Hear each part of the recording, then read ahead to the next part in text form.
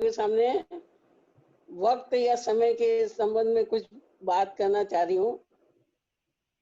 आप अपना समय जो कि कीमती है, जो बीता हुआ समय वापस नहीं आता है, उसी के संबंध में है कि हमें अपना समय अपने परिवारजनों को, अपने समाजजनों को, अपने पड़ोसियों को, अपने देश को और स्वयं को देना चाहिए।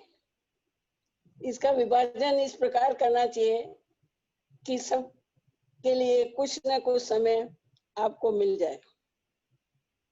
यदि आप माँ हैं तो सबसे पहला फर्ज बनता है आपका कि अपने बच्चे को, जो कि बिल्कुल छोटा है और जिसको आजकल के उसमें कहते हैं कि 6 महीने तक तो केवल माँ के दूध पर ही निर्भर रखिए, उस छोटे बच्चे को आप पूरा समय दीजिए।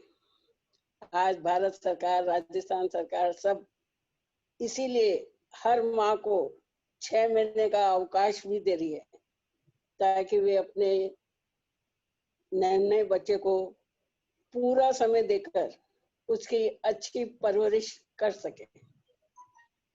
उसके बाद जैसे जैसे बच्चा थोड़ा बड़ा होता जाता है, आप उसको उंगली पकड़कर चलना सिखाइए, हाथ पकड़कर चलना सिखाइए।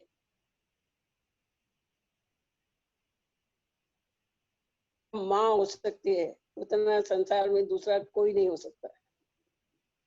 वो लाड़ प्यार में ही अपनी बोलचाल की भाषा, जो भी उसकी मातृभाषा है, वो अनायास ही उसे सिखा देती है। बचपन से ही आप तोतले बोलकर उसके लाड मत करिए, भाषा का सही उच्चारण करिए, उसे सही उच्चारण सिखाइए। बच्चे में इतनी क्षमता होती है, छोटे बच्चे में, कि आप जितनी भाषाएं उसको सिखा सकेंगे वो सीख जाएगा। फिर जैसे जैसे बच्चा बड़ा हो, उसको आप अपने संस्कार सिखाइए, परिवार के संस्कार सिखाइए। और जब वो पाठशाला जाने लगे तो सबसे अच्छी शिक्षिका माँ ही होगी, जो रोज उसके स्कूल में क्या घटनाएं घटित हुई, उसने कैसे अपने अध्यापिकाओं से क्या सीखा, उसको वे सुने। मेरी बच्चियां छोटी थी, रमा, वो स्कूल जाती थी और उसकी शिक्षिका जो कविता उसको सुनाती थी, वो रोज आकर उसे मुझे सुनाना पसंद करती थी।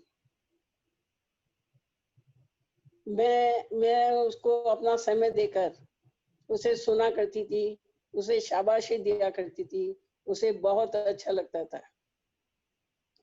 यदि आप बच्चे को इग्नोर करेंगे, उसे नहीं सुनेंगे, तो उसे अच्छा नहीं लगेगा और वो गुमसुम रहना शुरू कर देगा। जैसे जैसे बच्चा बड़ा हो, उसकी जो आवश्यकता हो उसको पूरा करिए, लेकिन जिन आवश्यकताओं को आप पूरा नहीं कर सकते हैं, उसे ना करना भी सीखिए और उसकी भी आदत डालिए कि वो ना सुन सके। और जब जरूरत हो तब उसे आगे बढ़ाइए। उसके आगे बढ़ने में जहाँ तक हो सके सहयोग दीजिए, व्यवधान मत डालिए। आप ये मत सोचिए कि वो आगे पढ़ने चले जाएगा या नौकरी करने कहीं चले जाएगा तो मेरा क्या होगा। आप उसको जहाँ भी वो जाना चाहता है उसको भेजिए, उसे सहयोग प्रदान करिए।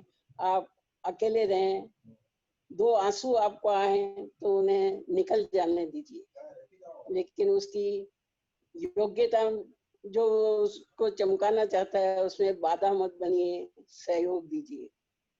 अगर आपने अपने बच्चों को व्यक्त समय दिया, वक्त दिया, तो वह उसका एहसान अनजाने में कभी नहीं भूलेंगे। उन्हें हमेशा याद रहेगा कि मेरी माँ मुझे पढ़ाया करती थी। मेरे पास समय नहीं होता था, फिर भी मैं रसोई में खाना बनाते हुए, बर्तन साफ करते हुए, कपड़े धोते हुए उन्हें अपने पास बैठा लिया करती थी।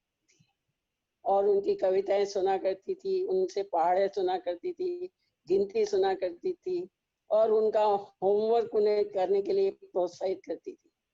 10वीं तक उन्हें किसी ट्यूशन पे नहीं भेजा। आज छोटे छोटे बच्चों को मैं देखती हूँ, माताएं कोचिंग सेंटर में या पास में किसी के पास ट्यूशन करने के लिए भेज देती हैं। वो सोचती है 1 घंटा वहां जाएगा तो कम से कम वो समय मेरे रिलैक्स का होगा, आराम का होगा। लेकिन आराम के लिए आप उसको पढ़ाएंगे या उसकी इच्छाओं को पूर्ति करेंगे तो भी आपको अच्छा लगेगा और बच्चे को भी अच्छा लगेगा। वो ये नहीं कहेगा कि मेरे मम्मी पापा के लिए, मेरी मम्मी के पास मेरे लिए समय नहीं है। वो अपने सब दोस्तों में इसका गर्व अनुभव करेगा कि मेरी माँ मुझे बहुत प्यार करती है, बहुत समय देती है और आज जो कुछ भी मैं बनाऊं वो मेरी माँ के सहयोग से ही बनाऊं। धन्यवाद।